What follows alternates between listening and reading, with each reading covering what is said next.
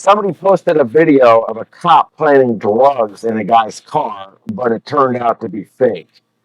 So I figured that I'm going to give you guys a real video of cops actually planting evidence in a car. But it's not going to be so simple in real life as it was in the fake video. And this is not going to be a 15-second TikTok video. You know, a while back, a cop did plant a bag of weed on my friend, but we're not talking about something simple like that. And this is not going to be like a TV show.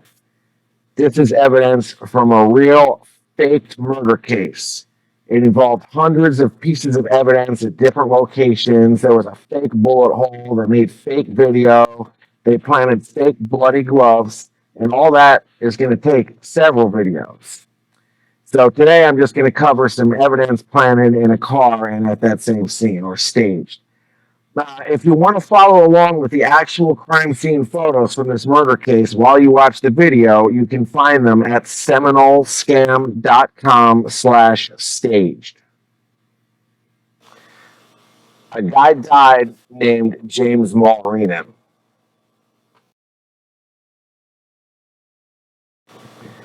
Someone used the dead guy's credit cards. They saw some people on video near his apartment, including my friend on video near his apartment.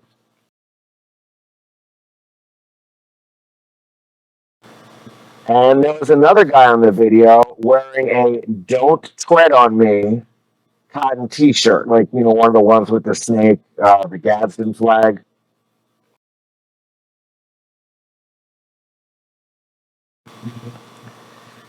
So they wrote an arrest affidavit for my friend and her boyfriend for murder. It's a big jump from credit card fraud to murder, but that's what cops do. And how cops lie is another video. And so then they went to my friend's house to arrest her and her boyfriend, and they also hope to find the credit cards and the "Don't Tread on Me" cotton shirt that the guy was wearing in the video. The official record in this case are, you know, the police documents and the reports. It was all fake anywhere you start. But we're going to start today with the documents from when they got arrested. The final police report says that they were arrested, my friend and her boyfriend, sitting in her car in front of the house where they rented a room on Arbor Ridge Trail.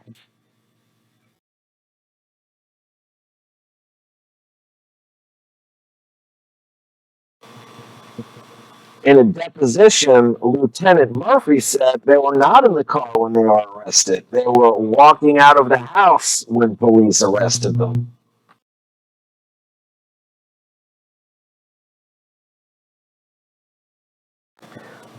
Another police report said my friend was actually arrested 5 miles away and an hour later on Lake Underhill Road.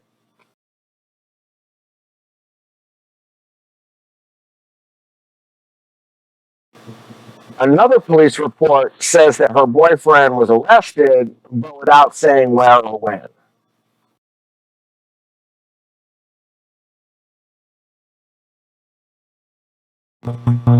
This is actually very common. Police who aren't familiar with a case are going to try to not say anything at all because they don't want to accidentally say something that conflicts with the other police narrative.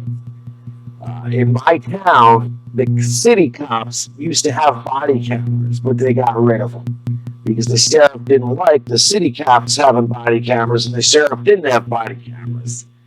Because when the city cops and the sheriff both responded to one incident, the body cam footage would then go back to the city police department.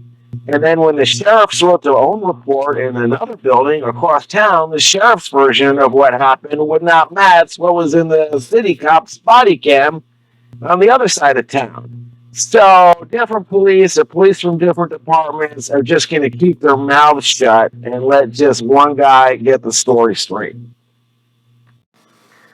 And that's why when my friend's boyfriend was arrested, the arresting officer didn't put anything in his narrative. He just says, "I came in contact with him." You know, did he call him on the phone? Did he went into him on the subway? You know, he just says, "I came in contact." He doesn't say anything. because he knows that the lead investigator is going to lie. So it's basically omerta among government employees.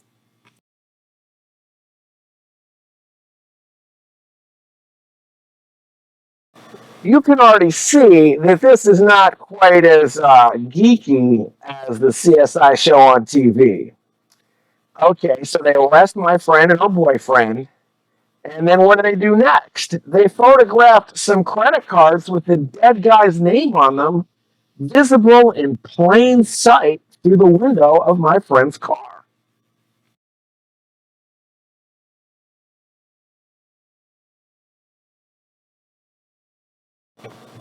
So they get a search warrant and put my friend's car in a flatbed truck and take it to the pound.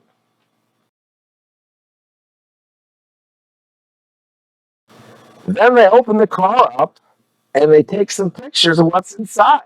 And what you're going to see is police planted those credit cards of a dead guy in plain sight in my friend's car. The car has been ransacked by the time police get their search warrant. And every incriminating item in the car has been staged into plain sight.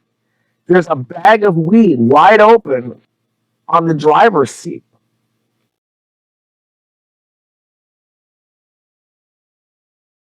If my friend was really sitting in the driver's seat when police walked up and, knocked on the window or whatever, or flashed their lights, or ran up with guns pointed, any way you cut it, she's going to stash that bag of weed. She's going to stuff it beside the seat. She's going to stick it in her pocket. She's going to push it down. And if she's not even in the car, she's definitely not going to leave her weed out in the car wide open sitting on the driver's seat.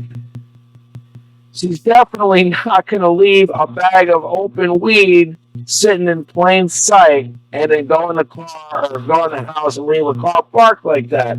I mean, have you ever seen anybody who uses weed like, we went out there, oh, there's just a bag of weed?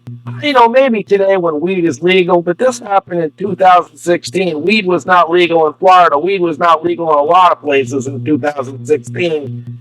Druggy people did not just leave open bags of weed sitting on the driver's seat and go into the house without their weed.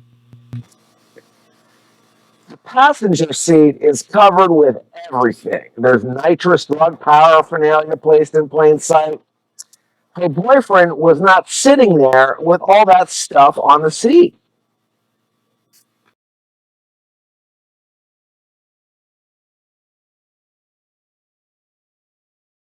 But remember, the final police report said that they were sitting in the car when police came up and arrested them.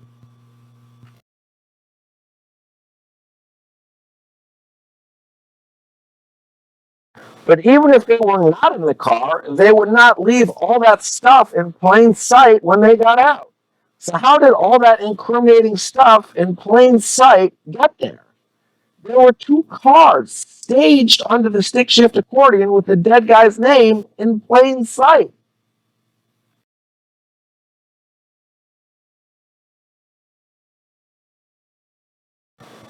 You can't drive with those cars there on the stick shift accordion. And after the car was moved from being towed, those cars slid onto the floor. So those cars are not even going to stay on the stick shift accordion, just being towed on a flatbed.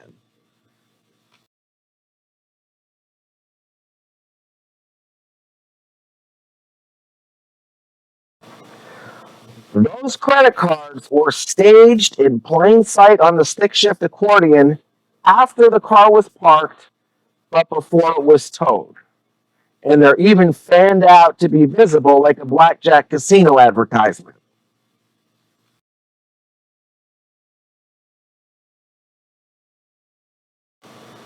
I tried placing cards fanned out like that so that you can see the card underneath instead of just stacked. It takes two hands to place cards fanned out like that so that they're visible.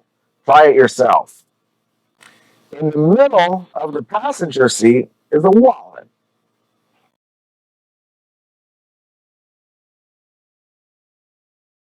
That wallet is not her boyfriend's normal wallet, which they actually found in the glove box. That's a burner wallet. The last place that credit card was seen that was staged on the stick shift was going into that wallet on video at Walmart.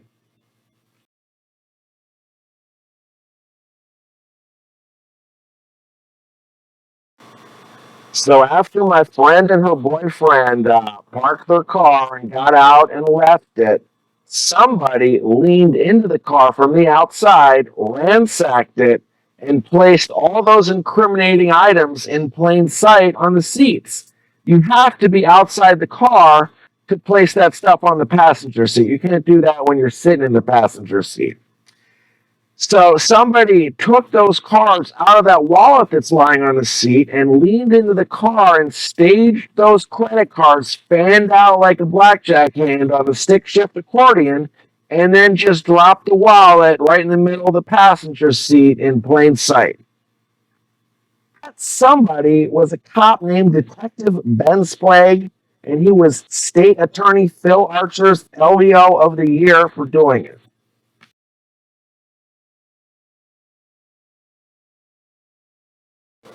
Police also went into the house. But before going into my friend's rented room, in other words, before going into the only part of the house that actually belonged to my friend, the CSI Allison Smolerick spent a few minutes taking photographs of other parts of the house. Like before going into the suspect's room, the room of the murder suspect, she took a photograph of the landlord's bathroom. This is the bathroom of the people who aren't involved, and that she supposedly rents this room from. She's got her own bathroom in her rented room. But instead of going straight to the suspect's room, they go to the other parts of the house first and, photograph the landlord's bathroom. Maybe there's some evidence of murder in her landlord's bathroom. Maybe her landlord did the murder.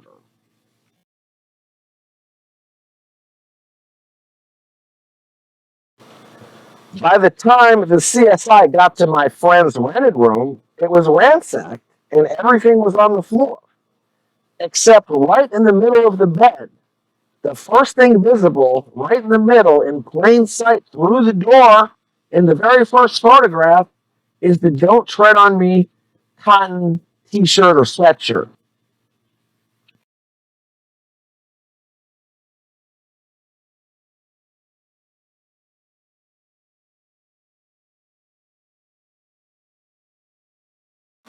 This is such astonishing good fortune for police. All the landlord would then have to do is just let them look through the door of the rented room, and police would have everything they needed in plain sight to get a warrant to search the rented room. This is how you become LEO of the Year. It's not like TV. In the first photograph of the rented room taken, light coming through the door, the drawers on the dresser were closed.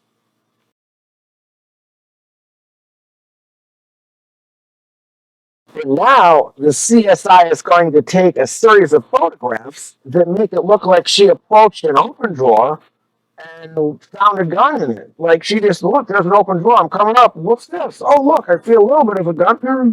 That's a gun in there. I just walked up and this door's open and look, there's a gun in it.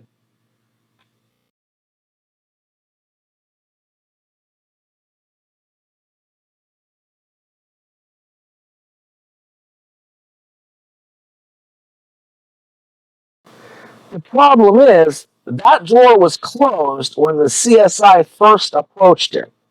So by the time the CSI starts creating this storyboard of photographs, she already has the gun and she already knows the story she's trying to tell.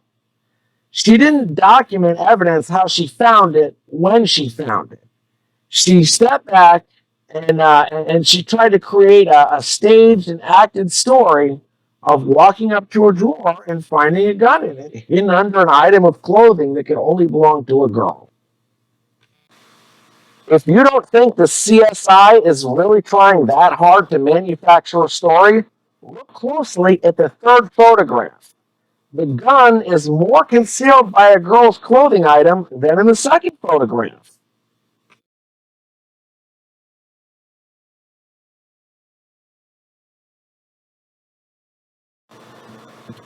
The CSI staged that item of clothing over the gun in the third photo to tell the story she wanted it to tell of a gun being found in a drawer of clothing that could only belong to a girl.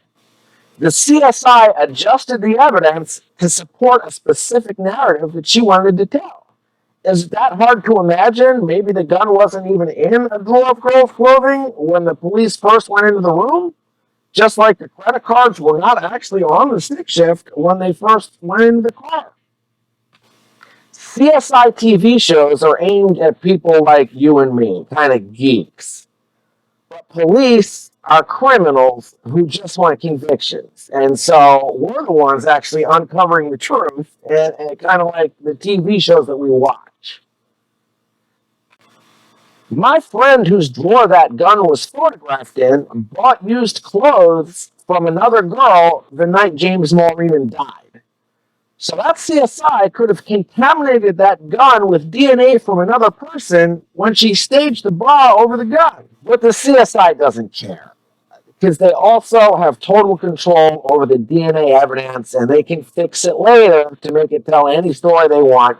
And in fact, they just make it tell the story they want. They don't even need to collect it off the gun when they say they do. So it doesn't really matter what's actually on the gun. It matters what they said was on the gun. But that's all for another video. So let's look at this old gun that she found in the drawer. Look how it's polished so clean like a mirror and reflects everything around it perfectly.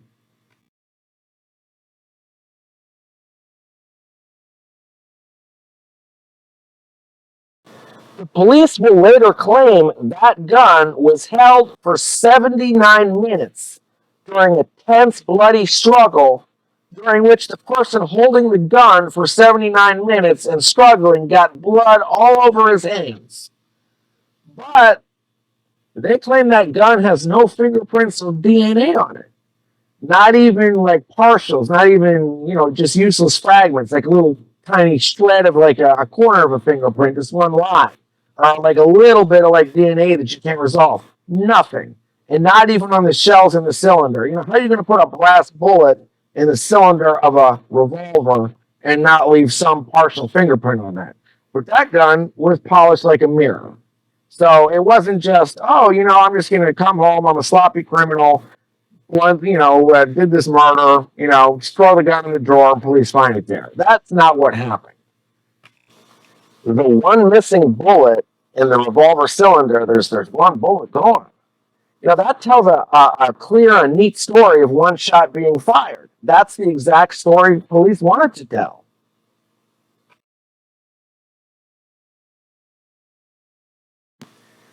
But the brass cartridge is also missing. It's not like you just shot it and left empty brass cartridge. So that brass cartridge will never be found, despite police looking through a room full of garbage where obviously nothing was ever thrown away for weeks. The car still got, trash from weeks ago in old receipts, the house, What they're saying is that nobody threw away anything. This was sloppy criminals. But the gun, which supposedly, look, one bullet's missing. You know what? The brass cartridge would be there in the story they're trying to tell. So not quite as neat a story as it appeared at first. So police went out to my friend's house and they had astonishingly good luck. Every item they came looking for was visible in plain sight without needing a search warrant. The credit cards were on the stick shift accordion, visible in plain sight through the car window.